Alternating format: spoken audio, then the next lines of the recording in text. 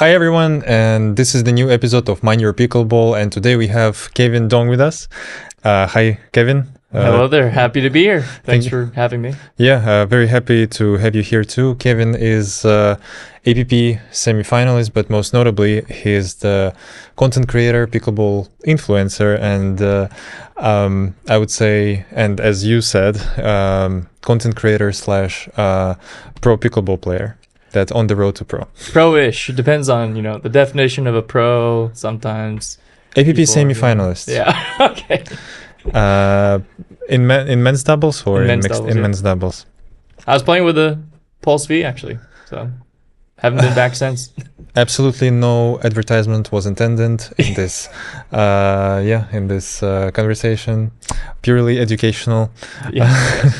So Kevin, again, thank you very much for coming. I'm very glad to have you here. We met probably 6 months ago, right before actually the Pulse came out. When the Pulse came out, right? Yeah. We got connected, and I was watching your videos before. You were very analytical about your game.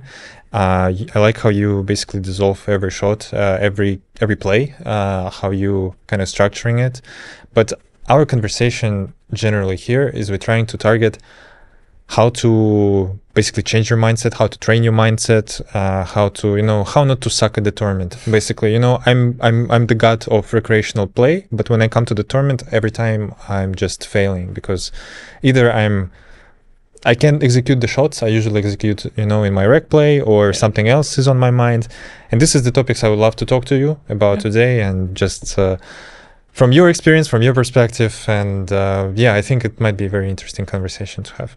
Yeah, I love it. I love, as you mentioned, I love analyzing and perhaps over-analyzing, and that includes the strategy, the technique, and the mental aspect. So for better or worse, it's just how I'm wired. So happy to talk through it all and see. Yeah. So before we do it, can you tell me more about your analytical approach, your start in the content creation, and what basically motivated you to kind of break down every play you had, and how do you progressed, and just tell me a little bit more about your story. So my content creation journey actually started before pickleball. So during the pandemic, I watched The Queen's Gambit. It was a very popular movie on Netflix. Of course. And then all of a sudden, I downloaded the chess.com after that. Yeah, same. So I was like, I never really played chess, so why not try? And then all of a sudden I was watching all these YouTubers teaching chess, and then all these YouTubers that were making entertaining clips. Yeah, Gotham Chess. Yeah. And it was just like, what if I just started documenting my own chess journey?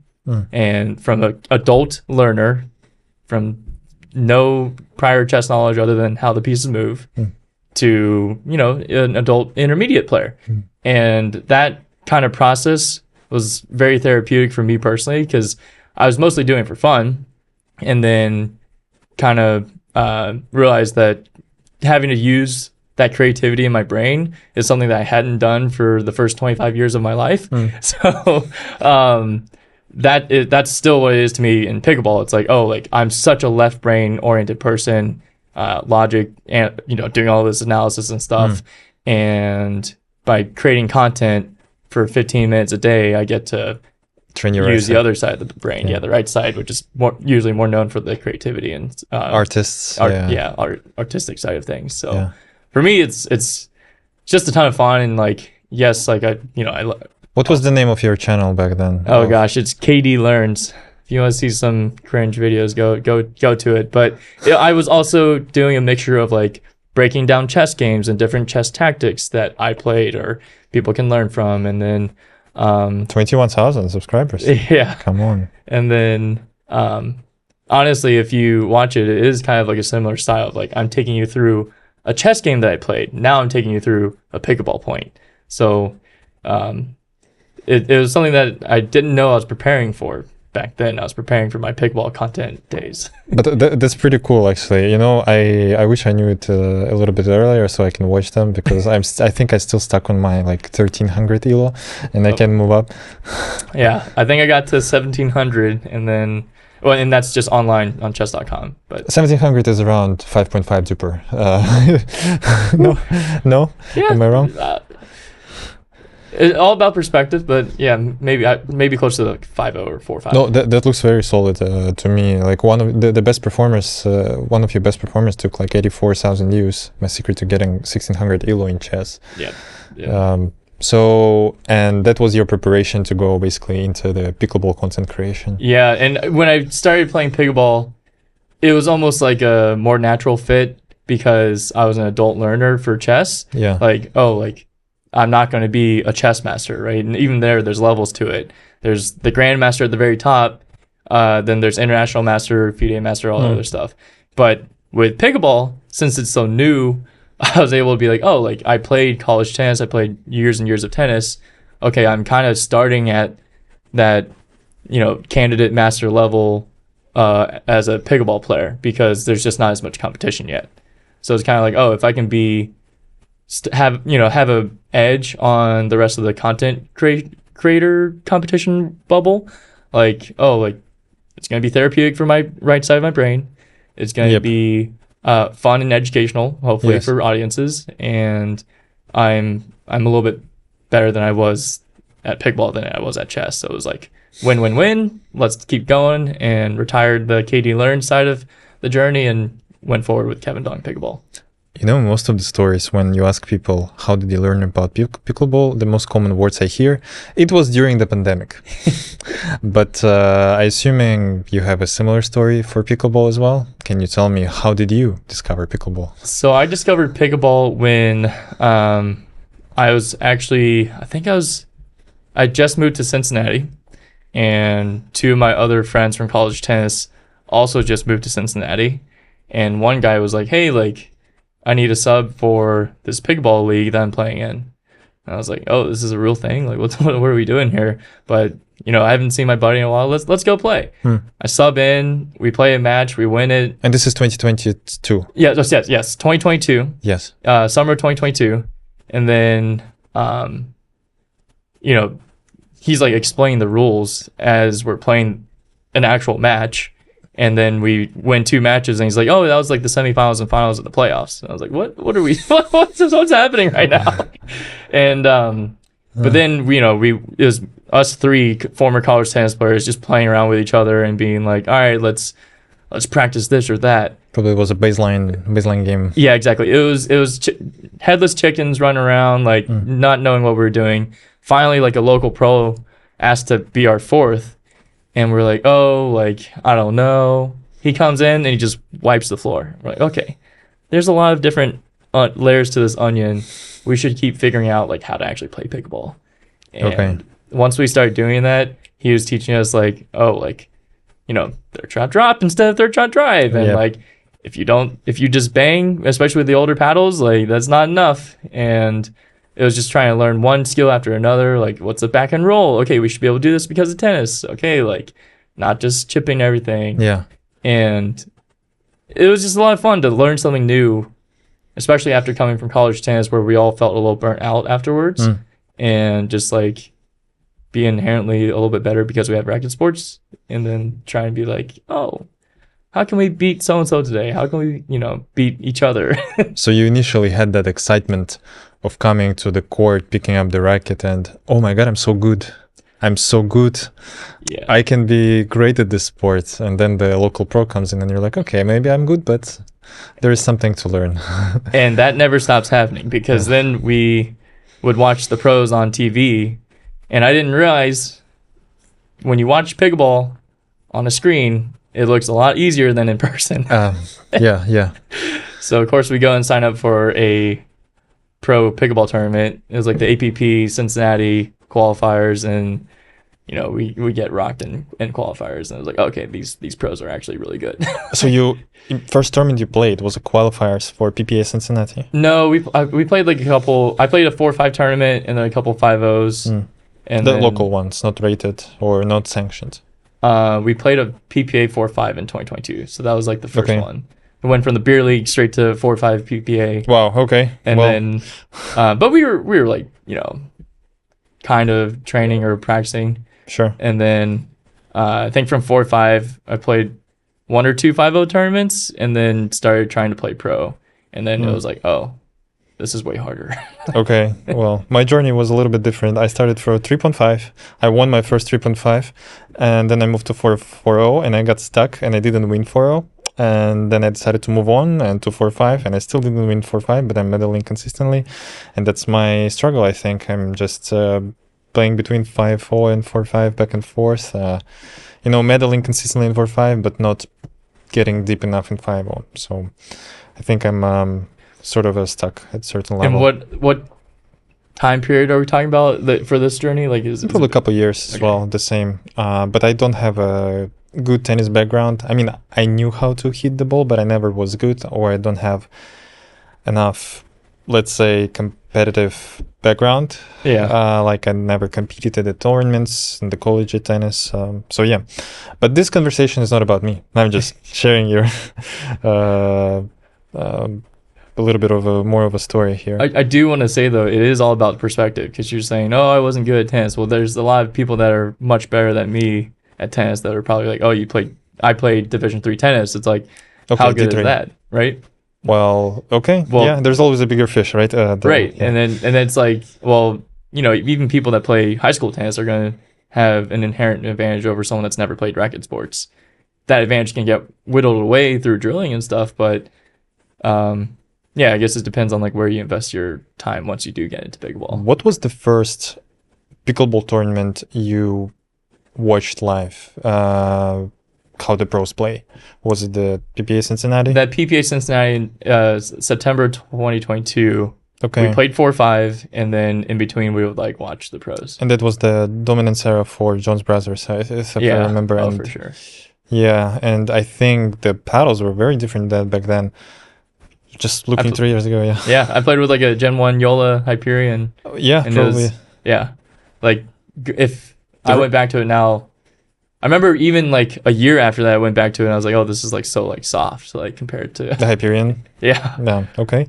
I mean, I think back then in 2022 the Hyperion were just released and it was not very common for paddles to have raw carbon fiber back then, right? So it just the paddle gate one, probably how we call it, how I call it. Did I just invented the term? But maybe, but like it was like fiberglass versus like carbon fiber, or just greedy painting. Some paddles still use greedy painting, and I think some of the manufacturers used to do it. And it was a time that I was getting involved in the pickleball manufacturing. So, gotcha.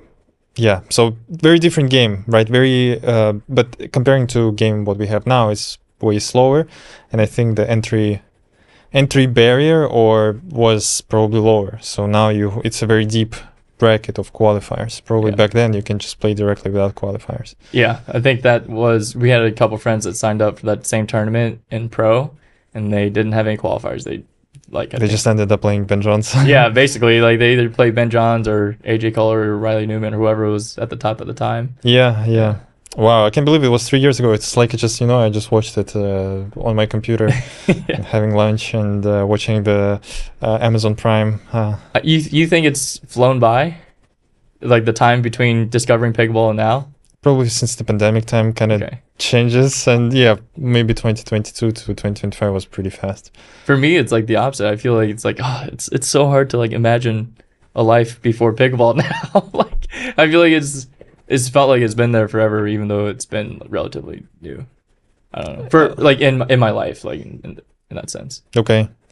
Yeah, I mean, we all have different stories of coming to pickleball. I mean, and pretty fascinating how that the most of the people, as I mentioned, coming during the pandemic, but the most popularity coming like into the last 3 years. Yeah. So coming to our kind of topic of discussion, we'd like to, kind of tickle the brain a little bit, if I can say that, and kind of understand how we can improve the mindset and this competitive attitude that you have. You mentioned you're a very analytical person, right? So you like to, you're very well developed left side, and how did you say it? Very well developed. Oh, left side brain. Left side brain. Yeah. That's what I meant to say. I'm gonna cut this part, I think. No, you're good. So, as someone who's very analytical, do you like overthink? Do you think sometimes you might overthink every shot that you have to make, and it just kind of makes it more difficult because, okay, now I have to dink in the middle. Now I have to dink into the right side, and I'm trying to go to Ernie. Like, you're trying to overanalyze, and since the game is pretty fast, especially in the kitchen, you don't have enough time to forecast every potential move. So do you think it might hurt? I'd say the analysis is a double-edged sword, because there's one, a more effective way to do it and less effective way to do it from my experience, and then also there's a time to do it and a time not to do it. And when I'm playing rec games, I'll definitely nitpick a lot more things as it's happening, and it's probably not good for performing in the moment, but it's always me just trying to like live pick apart what I'm doing wrong, or if it's a technical change or a different spot or whatever. In a rec game, I would say I'm focusing more on that typically. Do you have it coming into the game like, okay, I'm gonna try cross, like, let's say aggressive cross court dink, right? And I'm gonna play it for the most of my shots. Is it like the set you have for the next game? I would say in rec games, I usually have like 1 to 3 things that I want to focus on for that day. So if it's, for example, like making sure that I'm using my legs and my returns, like have a good wide base, or trying to be really big on fourths if I'm practicing mixed doubles, like try and cover more territory, or like, can I roll my backhand dink cross court? Can I roll it through the middle? Can I roll it down the line? It's like just picking things I want to focus on, and that I am analyzing as I'm playing. But when it comes to a tournament match, it's like, okay, between points, I can reflect on, is that a good dink pattern? Is that a good location? I'll make a small tweak, great. But during the point, I'm just trying to be in a flow state of like execute. But aren't you trying to be like a coach for yourself, at the same time trying to find an opponent weakness, so you kind of know what's going to work and what's not going to work, and that's how you have to dink in the middle. For example, let's say they lefty and the righty, and the middle might be weakness just because they kind of both go for it. It's okay, so recreational game, very analytical, very, let's say, precision oriented, and what you want to do, what you want to do. In games is more executional and just focus on your opponent. And it might be more of a, I think during tournaments, it's more about like, what do I want to achieve, like what's going to make them the most uncomfortable, and what are they trying to do to make me the most uncomfortable. But I'm never really thinking like technique and stuff during tournaments. It's more I have to and those I had a few random people that are sometimes when I don't have a partner for the tournament, you have an option to select a partner, like needs partner. Needs partner. And this is happening when you play with the people you usually don't know. And sometimes I play with people that are trying to be a coach during the tournament. Like, you just have to, to roll your wrist a little bit more on your... And I'm like, do you want me to practice it now during the first game at the semifinal? Or... that's probably not the best time, to drill. And just fine line, right? Again, not becoming a coach, but be instinctive. Right. And that's the thing, even coaching your partner or self-coaching, it's like you have to be able to establish a line of like, hey, I'm telling this because I know you can do it and it's a good adjustment. Or it's like the line of like, hey, like, how is this productive, right? Like, it's knowing what you can do. Decision making wise, not execution wise. Or just energy as a partnership, because I will communicate very differently with different partners. Of course, with people you know and with people you don't know. Or even just have a different friendship with, right? Like there's some partners we can be very direct, and some people listening in might be like, do they even like each other? And it's like, like Wade's one of my best friends, like, and we'll say some things that are very direct of like, nice dink in the net. Exactly, of like, never do that, or he's won that against you every single time, stop going for that, or whatever. And it's like, I would never tell someone else that if they need to, feel more confident, just focus on like. Look, I think it's pretty common, right? Sometimes, let's say I'm under pressure. I'm a weak player, I'm being targeted, and sometimes I don't see exactly what the point of pressure for them, because another partner, he's kind of observing it, and he understands what needs to be done in order to change this situation that I'm under pressure. And because I feel pressured, I'm like, oh, you don't know anything, I'm like gonna fix it, never mind, and then I lose 5 points in a row. So communicating with different partners about it can be tough at some point, so people don't take it as an attack, but at the same time they kind of, oh yeah, you're right, you're right. And there's no universal answer there. It's just up to understanding your partner, right, and understanding their energy and their vibe and like what they respond to, and that might take a little trial and error. So no one's gonna be perfect, but everybody says stay positive. I'm trying to stay positive as possible, but especially when we lose like 5 points in a row, I'm like, no worries, it's okay, it's totally fine, everything's gonna be okay. Let's take a timeout. Yeah, of course, let's take a timeout. Yeah. What's the score? 9-0. Good. Let's stay positive. Positive is the most important thing. But it's just, I'm sarcastic, but it's very difficult to stay positive in some situation. But you, at some point, you have to overcome this. Even for the second game, even if like from 0-9, probably you're not going to come back. But in most cases, I mean, if you're insanely good, probably you will. But so interesting. I think have you ever had any difficulties with your partners at all? Like, have you ever had this situation when you're like, not overstepping necessarily, but you think this overanalyzing or coaching might influence them in a bad, negative mindset? Is it too complicated, I think, to ask? Or just like, have I had like, interactions with partners that were maybe like not ideal? Is that basically the question? Yeah. Not good chemistry. Okay. Say, yeah. Well, there was one time, I hope she doesn't mind me talking about this, but so I've played a lot of tournaments with someone I train with a lot, Ali Reichert, and we're really good friends. Played a ton of tournaments together, so we know each other's games, we know each other's strengths, weaknesses, all that stuff. Normally, we're both very vocal. We have a lot of energy playing on court. But there was this one money ball that we were playing in Virginia, and we were in the finals. It was a double elimination, so we had lost this team, and we were coming back to the finals to play them again. And this is at the end of like a 6-hour day, so we've been out in the sun the whole time. Allie looks like she's gassed. I don't know, like she's just kind of like no energy. We're getting rocked in game 1 of the finals. And I was like, okay, we can't go down without a fight. Like we gotta flip a switch somehow. And I was like, all right, I'm close enough with Allie. I can probably be direct with her. But I was also kind of annoyed with just the day and like the fact that we were losing. And I was like, Allie, do you need a timeout? Are you too tired to play right now? Like, do you need to retire? Are you weak? Yeah. I was like, why are you weak? I asked her, do you need to retire? Do you need a timeout? Or do you not think we can beat them?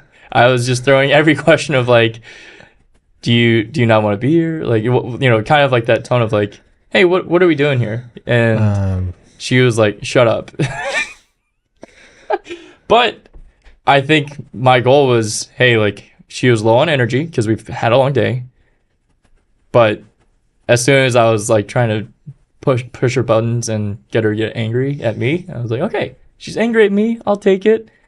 Then she's gonna move around a little bit more on court, like and be a little extra locked in. And fortunately, we did make the comeback, won the finals, and then we won the second time, like because it was double elimination, so we had to beat them twice. But it was just like a ironic twist of energy down. I know she's better than that. I didn't really know a way of like getting anything out of her except to make her angry. And I was like, hopefully we're good enough friends where she's not going to be bugged by this. And I was asking her like, oh, do you want to retire? Do you want to retire? Yeah. And I thought it was kind of mean. She was like, I didn't even care. But that was like a risky decision by me. I was like, I just don't want to lose. And I don't want to lose by us like giving them the rest of this match kind of thing. While everybody play checkers, you play chess. You know, that's Yeah. so you have your own idea. It seems like it worked out But well. yeah, sometimes, yeah. Yeah. So Kevin recommending highly that if you feel like your mixed doubles partner is down, you can always ask them whether they'd like to retire. Yeah. It's a good advice. Yeah. Be like, oh, you don't want beer right now? Yeah. What other questions can you ask? You know, have you ever hit a dink in your life? Yeah. That's a good one. That's a good one. Yeah. Oh, I did have a partner another good friend of mine, but you won't find this match on DUPR, so I'm not going to expose her. But she may or may not have showed up to the courts 5 minutes before our first match started. So there's no warm up. Yep. And then in the middle of the match, she goes, I'm just going to speed up everything because I feel like I can't make a dink right now. And I was like, okay, do I tell her, hey, it's better if you dink? Or do I tell her, I'd rather you confidently do something than pop up every dink? Like, I didn't know which route to go. And I was like, you know what? I'd rather her confidently do something. We lost every hands battle. But I was like, I don't know. What do you do? At least what do you do in you that were situation? confident. Like, well, she was only uncomfortable because she hadn't warmed up. Was it the first? It was the first round after she showed Was up. it first set? First game only, or It was round robin, so it was one game to 15. Oh, okay. Yeah. That's It was like round robin before bracket play. We ended up winning the tournament, but we definitely lost that first game. there's no universal solution to this. But I mean, I had some situation when it happens in the sanctioned tournaments sometimes when you come like 30 minutes earlier and there's no courts, especially if your bracket starts a little bit late, like in afternoon. For example, my brackets most of the time starts like 8 in the morning or usually 8 in the morning. So we have courts empty.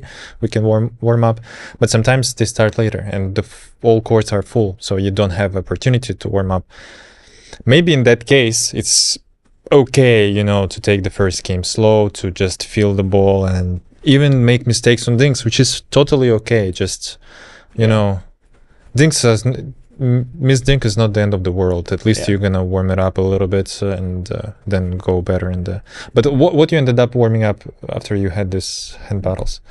I mean, yeah, I don't know. I mean, no, just reflecting. What would you do differently? Like from, what do you think? Do you think maybe it was better probably just to, use this game as a warm up but I think I would just told her like, hey, like. I do want to retire. No, I think it wasn't Allie, so it was a different partner. I would never dare ask this partner, do you want to retire? Yeah. But I think I would just say, hey, it's better if you dink, and even if you pop it up, we'll try and bail you out. Like, we can still handle it. Like, and say, hey, like, even if you're not going to be at your best, you will be after you keep hitting more dinks. So, you know, like, not an ideal situation because of the warm-up situation. Yes. But, you know, look, can we catch up without being, you know, cold? Yeah, cold. Well, or too aggressive on the speed ups, because it was like. Correct me if I'm wrong. Yeah. The situation is very interesting, and I think a lot of people can find them out in the similar situation when you don't have enough warm up. But with fast hand battles and speed ups, it's very short rallies, so you don't have enough ball feel. There's no there. When do you get into rhythm, right? Yeah, like if you haven't warmed up and you need to get into rhythm, I think what you're saying about playing more solidly, it's okay. Make a mistake. Sense. Yeah, like I'm not gonna be angry. Just play longer rallies. Yeah, and it's actually okay. This is another thing that happens, especially as pickleball becomes more like banging heavy, where like everyone's trying to serve big, drive big, speed up everything. I do think there's something to be said for the people that play more solid, and for the people that can play crazy banging, and then once it doesn't work, they can go back to solid for a little period. Because obviously the people that are going to speed up a lot and play fast, there's just going to be more volatility. And I think a huge skill that I've been trying to work on is like, okay, if we're in the volatility and it's a valley, how can we go straight to playing solid for at least 2 to 3 points and then go back to our, you know, plan A? Yeah. And knowing knowing when to do that and being self-aware is like one of the hardest things, because sometimes you're too reactive, sometimes you're not reactive enough. Do you feel like you're generally self-aware of yourself on court or no? It's a constant process, because even in this tournament, I just played APP Fort Lauderdale, and in the last round of mixed qualifiers, the first half of the match, I was getting pretty big, covering a lot of court, putting pressure on our opponents. They won a couple of net court points. They won a couple of, very close hands battles. And then it kind of got in my head. And I was like, okay, we just lost a bunch of points in a row. I should probably do something different. So then for the rest of the match, I was playing a lot more timidly. And I was taking data. Carefully, you mean? Or? Yeah, I was playing more confined almost. Okay. Because we did lose a lot of points in a row, but in hindsight, it's like, okay, that little subsection of points I read as data to stop playing so aggressively, because what I was doing was losing us a few points in a row.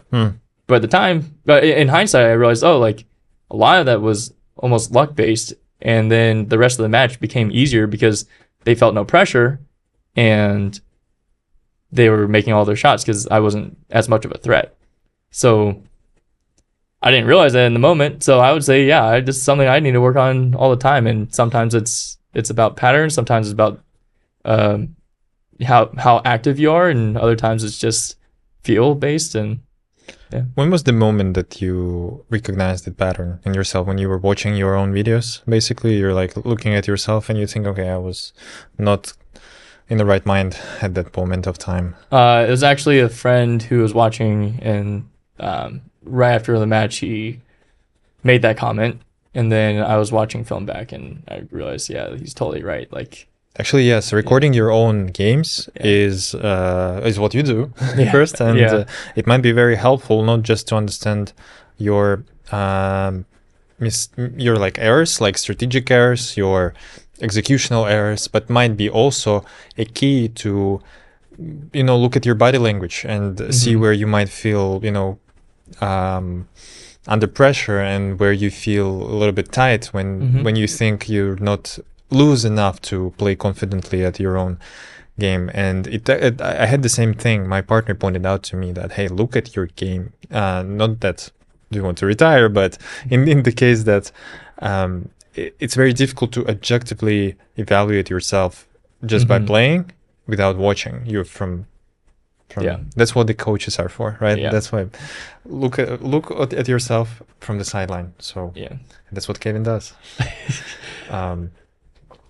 What do you think? You mentioned the net courts and hand battles were something that really drove you crazy, let's call it this way. But I think the net courts sometimes, it's just uncontrollable. You have like 3 net courts in a row, and like, why it's always in and the other for the other side, and you can't control. And basically, how to set up your mind to not focus on the things that you can't control, such as net courts, wrong calls, or I don't know, line calls, for example, right? Or wind is a good aspect, right? Or the sun. Oh, I looked at the light. Oh my God, I looked at the light. Now I'm blind. I can hit the smash. Yeah. And there are multiple aspects that can happen. Have you ever? I assuming you just give me an example. You had the situation, but for just dealing with uncontrollables, and how can they break your mindset in this point? And I guess for me, it's like. Yeah, the trouble is when you start using it as an excuse, that's how you're losing the mental battle. Because, I feel like it's just important of like, okay, it's windy.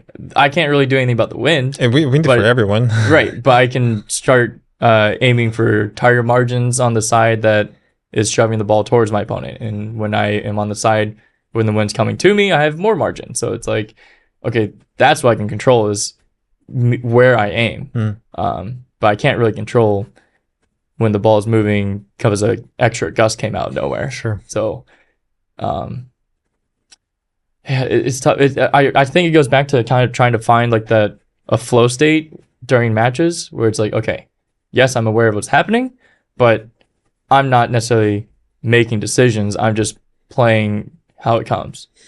But what's your practice? What's your practice? Meditation? No, but I guess it's more like when I practice, whether it's drilling or rec play, okay, I can try and enforce those habits so that in tournaments, I just let the habits take over, right? Okay, that's a good one. It's not something I'm thinking about, except in between points of like, did that work or not? You know, like it's always like every point's a data point, but it's not like a think about it during the point. It's like, hey, just let it be whatever your normal pattern is, go for it. And if your partner's like, we should think more middle, okay, it's your normal, everything that's your typical tendencies, plus that one thought. You know, it's like, okay, put more dinks in the middle. Okay, that's not like a totally mentally changing idea. It's just like very simple, very concise. And that's kind of like when you're sorting through like the chess match of a pickleball game. You know, it's like sorting through the match versus like reviewing afterwards. It's usually a little bit. That's kind of a good time, you know. Sometimes I usually played with one partner, a very good friend of mine, and we played intramural tennis in college, which is very low level, but it was fun, and we discovered pickleball, you know, and we started to just go to somewhere and play, like go to Las Vegas, you know, and play the first 4-0. It was the most painful 4-0 I ever played. It was my, you know, first 4-0. I had the flight that came like in the midnight, and then I had the break that starts at 8. Ooh. And I lost 0-2 immediately. So it was a very quick ending, but we discovered a beautiful canyon and, you know, the Las Vegas Strip, and the rest. We watched the tournament, and I mentioned that previously in similar conversations, but it's just, some things that you can control. Don't probably focus on them, and it might be, you know, late flight, not enough warm up. Maybe it's a net cord, maybe it's a wind, and maybe other things. Just focus on the things that you can control. In the conclusion of this section, what do you think would be a good approach in the rec games, such as, you know, record yourself at the rec games? How do you practice this mentality going into the competitive play? How do I, let's say, simulate the same experience and simulate the same pressure so I can be ready in the tournaments? How do I treat every game as a tournament game? Hopefully that makes sense. Like treat the rec games as a tournament game? Yes. Okay. So does it make sense? Yeah. So, you know, I can be the same fire that I have during the tournament, the same passion, the same, you know, the same frustration of my shots, and to simulate that, and so I can learn how to approach them during my recreational game when I'm coming to the tournament, so it's not new to me. Yeah. And specifically, I'm asking this question because, most of the people played other racket sports who come into the pickleball, but there is a big section of people who didn't. Yeah. And they never maybe participate in something competitive, and they discover themselves during the tournaments, the bad sides and good sides. And we already spoke about that before when we were coming here.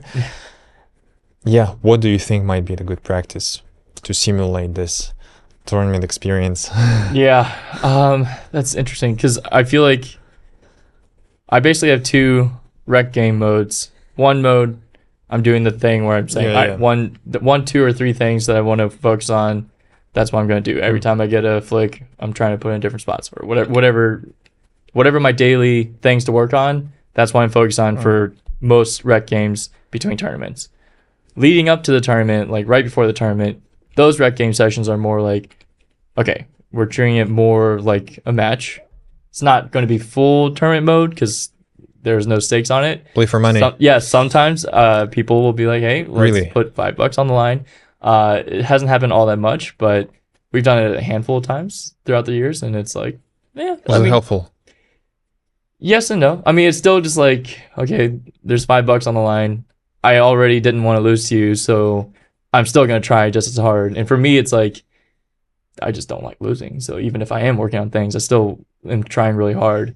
But I guess, like one thing that I've been doing a lot is treating, if I'm playing the same team with the same people for 2 hours, I'll just say in my head, the first game is going to be a rec game warm-up game, because this is what happens at tournaments. Yeah. You go and warm up, you play a rec game, and then you go play your matches.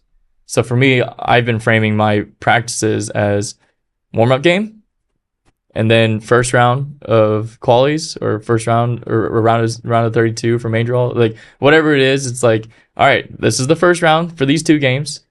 And then I think of it in 2 out of 3 matches. So it's like, okay, if we played 7 games that day, I lost the warm-up game, I won the next 2 out of 3, I lost the next 2 out of 3. Okay, like okay, you treat it as a full match. Yeah. Basically. Okay. That's kind of like what I've been doing. Do I recommend it? You know, it keeps me engaged of like, yeah, I don't want to lose to my friends, so I want to beat them in every match that we have today. But I think I have a lot of intrinsic internal motivation of like, I just don't like losing in general. Who likes losing? I don't know. I mean, Yeah. maybe somebody comes to the pickleball tournament specifically to lose, so they enjoy it. That's who you want to play, you know, in the tournament. Thank you for this kind of wrap up of this. I think we're gonna wrap up the first section here. Last quick bullet Sure. that I want to throw at you. Quick 3 tips to practice your pickleball mindset. Mental tips. Okay. To practice your pickleball mindset, one would be, but do you want like in between tournaments or like for tournament day? For the tournament day. Okay. For the tournament day, like I would just have an idea of the structure of the day.